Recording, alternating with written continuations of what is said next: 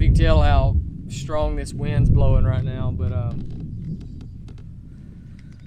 luckily it's at the moment it's blowing pretty much right in my face, so I'm able to go back straight down into the wind with my pedal drive and just kind of really control this kayak however I want to control it. So if I had a paddle with me, I'd be constantly paddling and drifting back, paddle, drift back, paddle, drift back, versus this right here. While I'm fishing, I can be moving my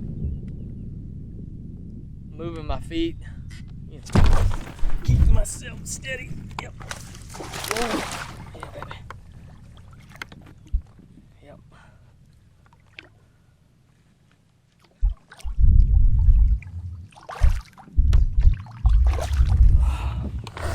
And fishing at the same time, so that was like a perfect advertisement for why the pedal drive is so good. Right there is why the pedal drive is so good. Nolan is fishing in actually my old kayak. Oh, and I love that Old Town, but boom, baby! That's why we fish in the Hobie Outback right there. Nice one.